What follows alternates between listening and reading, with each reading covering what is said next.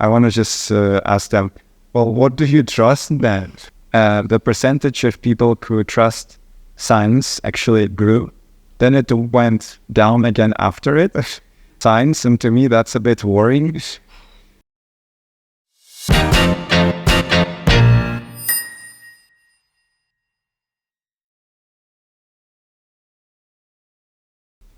Hello, my name is Mariam Adrian Hussein with ZUS.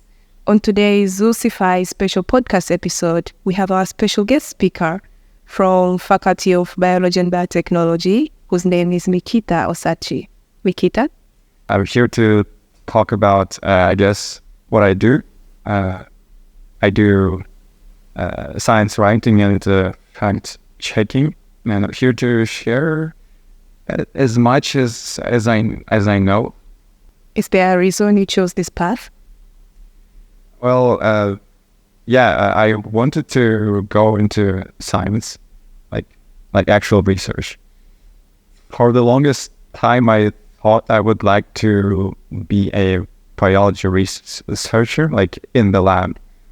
And then as I went through uni and through life, I realized that I like talking about science more than I liked to the research itself. Well, so I don't know. Please tell us a little bit about your process. How is your writing and fact-checking process like? It depends. If I need to write something well, I'm gonna begin with with an idea. Maybe I already want to write about something, or maybe somebody gave me a specific task to write about. Then I do some research. Usually that's like the longest part of the whole writing process. Then I actually write, and then I revise. Just their general writing, just with fact checking. So your background in the laboratory and in class actually gives you an advantage in your fact-checking process, right? Even though you don't enjoy being in the lab anymore. Well, I didn't say I don't enjoy it. I'm worried for somebody who needs to write about scientific topics and doesn't have a background in science, not because they couldn't possibly research all of that, just because it'll take so much more time if you don't know like general concepts. Mm-hmm. It just makes it much quicker. Right. The other day I learned something new, that there are levels to facts, which is something which I don't think many people know. Can you tell us a little bit about this? It sounds like I know a lot about it, but like I've been only doing science writing for like 1 year or something. So whatever I say, I'm just saying from my own short experience. But yeah, like there are some facts that if you get them wrong, it's okay. It's not a huge deal. It might be a bit embarrassing, but like it's okay. For example, like do blueberries have antioxidants? It's like, do that. You can do a Google search and read like a few sources, and then you're like, okay, they have antioxidants. But then there are some facts that you really shouldn't get wrong, because otherwise you're lying. For example, if you say that antioxidants in blueberries will reduce the risk of dementia, it's not necessarily true. Like antioxidants do have an ability to reduce the risk of dementia. At least some studies show that. So it's not very black and white, but there's a lot of gray area. Right. So the truth aside, can fact-checking itself as a process be ambiguous? What do you mean by that? Because when you're fact checking, the variables you're studying can be very confusing, as we mentioned the blueberry case. That is the variables that we're studying. But what about the process by itself? Can the fact checking process be ambiguous?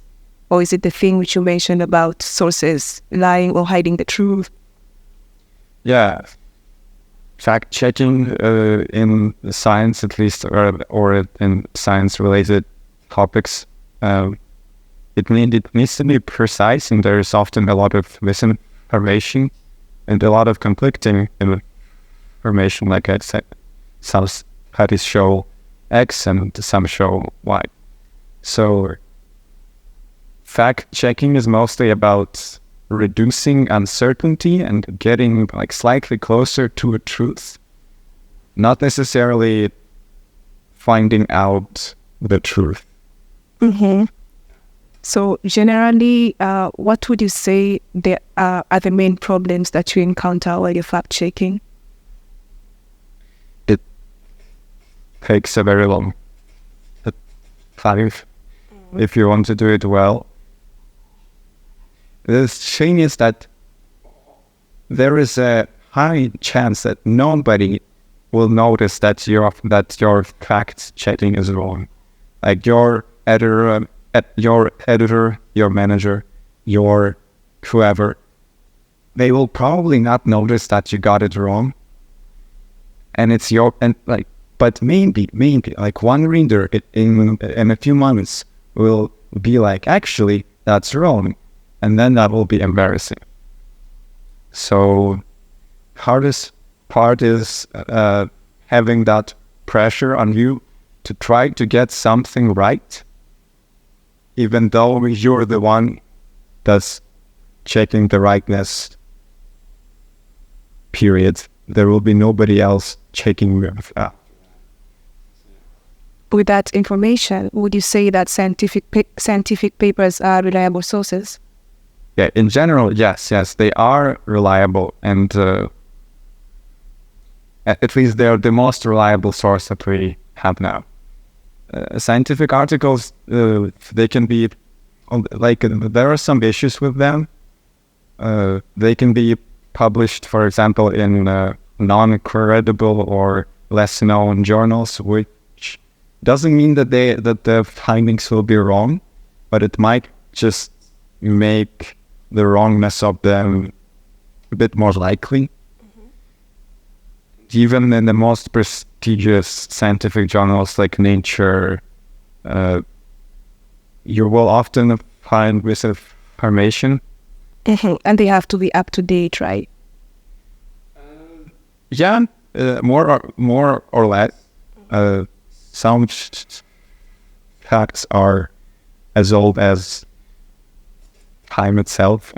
Some are just recent, but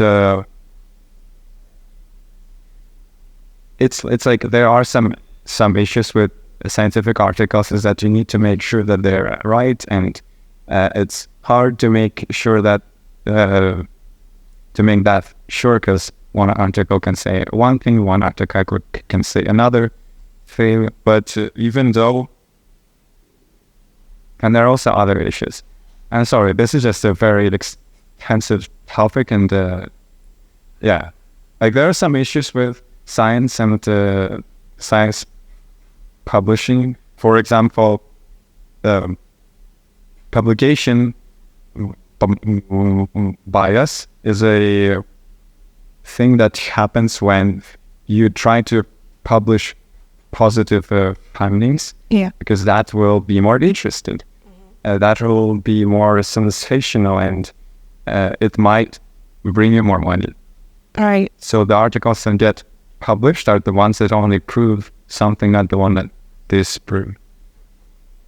There is also a lack of funding. For example, some research that isn't as trendy or isn't as profitable as some other research might be funded less, even though we might need it. Right. So do you think this is a reason that some people tend to mistrust scientists?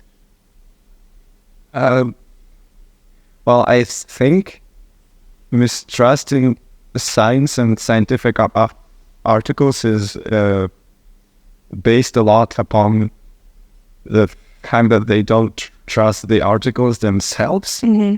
And as I mentioned, there are some issues, but scientific articles are still the most reliable and the most trustworthy source that we have in the world right now.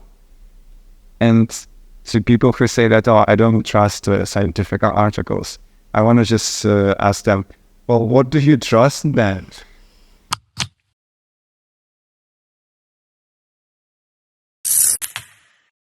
Like, why some people might not trust scientists or science or scientific articles. I think a lot of it stems from the fact that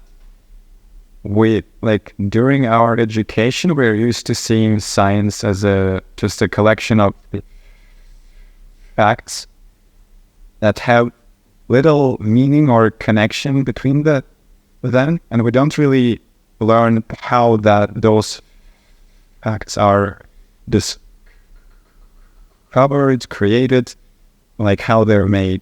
So this process just seems like science to many people, I guess, might seem like just what scientists believe in, rather than the product of a long collaborative community process that produced reliable evidence. Oh yeah, you mentioned before the manipulation of data, and graphical data can also lie with trends, people lie with scales. Awesome. And I mean, honestly, when I see a graph or a trend, and it doesn't look trustworthy almost ever, because it's like, there is no way it's like that cheap. Mm-hmm. Yeah. So would you say that education does contribute to either trusting or distrusting scientific information that we get from the media? I would say distrust. Okay, it's a mixed situation, but I think in general, during our education, we are just taught to see science as a collection of facts rather than a method. And that kind of separates and makes science unrelatable, senseless, and just they get some information. I don't know how they got it.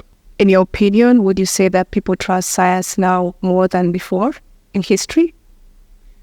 In history, well, yes, I would say right now, this is just my personal opinion. I think, yes, I think right now people trust science more than they did before.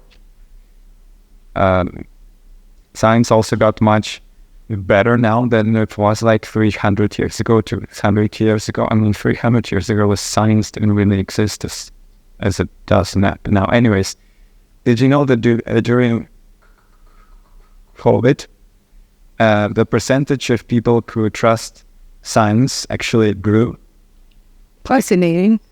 Yeah, I read an article or two that mentioned that in Germany and in Turkey, trust in scientists increased during COVID. Then it went down again after it, but it's important that it increased during COVID, and I think it reached like 70+%, which to me seems very small. It's like there is almost a 1 in 3 people who don't trust science, and to me that's a bit worrying. But in general, I'm very glad that people, on average, trusted science more when we needed them to do so. Right. What do you think is more palatable or tasty to the ear? Fact or a good story by the media? Of course, a good story. It's always nice whenever you read something or see something that supports what you believe in. It's always a much more powerful tool than truth, which is often complex, ambiguous, unclear, and gray. So we have to be aware all the time, right? Yeah, but I want to believe that right now, the average consumer of media is more aware of that, and they want to consume higher quality media, which focuses more on the truth rather than on what's trendy, how can I help this up. I want to believe that, although I'm not sure if that's actually true. Yeah. Thank you so much for joining us today. I hope that everybody got something from this podcast session. Please visit our social media and like and subscribe. Bye. Goodbye.